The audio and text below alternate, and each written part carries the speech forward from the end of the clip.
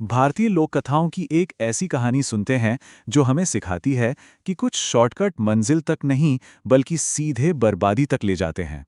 ये कहानी है एक ऐसे आदमी की जिसे सब कुछ चाहिए था और वो भी बहुत जल्दी। तो ये कहानी है एक ऐसे सौदे की, एक ऐसे लालच की, जिसने एक इंसान को एक अलौकिक शक्ति के चंगुल में फंसा दिया।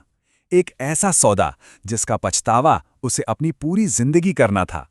चलिए, मिलते हैं इस कहानी के किरदार से। नाम था सूर्यकांत। एक होटल में वेटर था। सपने बहुत बड़े थे, आलीशान जिंदगी के। लेकिन असलियत ये थी कि वो जुए के कर्ज में डूबा हुआ था, और ऊपर से नागपाल नाम का एक गैंगस्टर उसे लगातार धमका रहा था। जब इंसान हर तरफ से हार जाता है तो वो ऐसे रास्ते खोजता है जो उसे नहीं खोजने चाहिए। सूर्यकांत के साथ भी यही हुआ। उसे एक पुरानी रहस्यमयी किताब मिली और उसके पन्नों में उसे एक खतरनाक आइडिया मिला। एक ऐसा अनुष्ठान जो उसे असीमित दौलत दे सकता था। अब देखिए, जिस शक्ति को वो बुलाने वाला था वो कोई मामूली जिन नहीं थी। वो एक यक्षिणी थी। यक्षिणी एक बहुत ही जटिल शक्ति है। मतलब अगर नेक इरादे से बुलाओ तो वो मदद भी कर सकती है, लेकिन अगर दिल में लालच हो तो वो बेहद खतरनाक और मोहक हो सकती है। सूर्यकांत ने आखिरकार वो जोखिम उठाने का फैसला कर ही लिया। उसने किताब में लिखा वो भयानक अनुष्ठान शुरू कर दिया, और जैसे जैसे दिन बीतते गए उसे हर रात भयानक तकलीफों से गुजरना पड़ा। और फिर 41वीं रात आई। उसका अनुष्ठान कामयाब हो गया। उसके सामने एक बेहद खूबसूरत यक्षिणी प्रकट हुई, और वो एक सौदा करने को तैयार थी। और ये था वो सौदा। एक तरफ उसे वो सब कुछ मिला जिसके उसने सपने देखे थे, पैसा, बंगला, गाड़ियां, सब कुछ।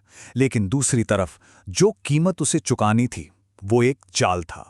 एक ऐसा सुनहरा पिंजरा जिससे निकलना नामुमकिन था।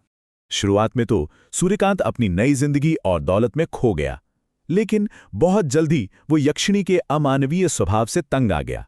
उसे अपने सच्चे प्यार, अपनी नताशा की याद सताने लगी। और यहीं उसने सबसे बड़ी गलती कर दी।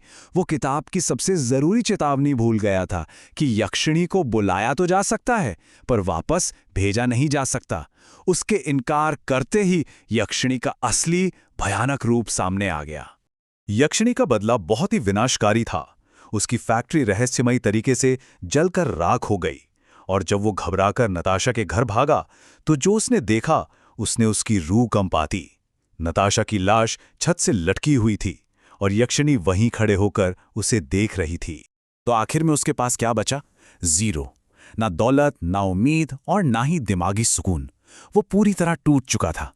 पागलपन के अंधेरे में खो गया और एक बेघर भिखारी बन गया, जिसे हर पल उस यक्षिणी के डरावने साए का एहसास होता था। जब लगा कि अब सब कुछ खत्म हो गया है, तब उम्मीद की एक छोटी सी किरण नजर आई। उसने आत्महत्या करने की कोशिश की, लेकिन उसे एक पैरानॉर्मल एक्सपर्ट ने बचा लिया। उसी ने सूर्यकांत को एक ऐसे इंसान के बारे में बताया जो शायद उसकी मदद कर सकता था। जंगल में बहुत गहरे उसे एक ज्ञानी ऋषि मिले, और उन्होंने सूर्यकांत को उसकी सबसे बड़ी गलती बताई। उन्होंने कहा, तुमने एक शक्तिशाली शक्ति को अपने लालच के लिए एक प्रेमिका के रूप में बुलाया, जबकि समझदार लोग उसे मां के रूप में सम्मान के साथ बुलाते हैं। ऋषि ने उसे आजादी का एक रास्ता दिखाया, लेकिन वो रास्ता पहले से कहीं ज्यादा खतरनाक था। उसे फिर से 41 दिनों का अनुष्ठान करना था, लेकिन इस बार उसे यक्षिणी को मां के रूप में बुलाना था। और वो पहली वाली यक्षिणी उसे रोकने के लिए अपनी पूरी ताकत लगाने वाली थी। सूर्यकांत ने वो नया अनुष्ठान शुरू किया।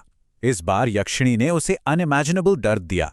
डरावने वहम, शारीरिक हमले, तरह तरह के लालच। लेकिन इस बार सूर्यकांत के पास एक मजबूत वजह थी। नताशा की याद ने उसे हिम्मत दी और वो डटा रहा। और आखिरकार 41वें दिन यक्षिणी का मातृ स्वरूप प्रकट हुआ। उन्होंने सूर्यकांत की आज़ादी की प्रार्थना स्वीकार की और हमेशा के लिए चली गईं। वो आज़ाद हो चुका था, सिर्फ उस शक्ति से ही नहीं बल्कि उस लालच से भी जिसने उसे लगभग खत्म ही कर दिया था।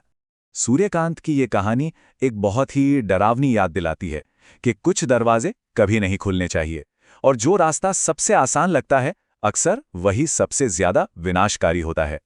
ये हमें सोचने पर मजबूर करती है कि हमारी अपनी इच्छाओं की असल कीमत क्या हो सकती है।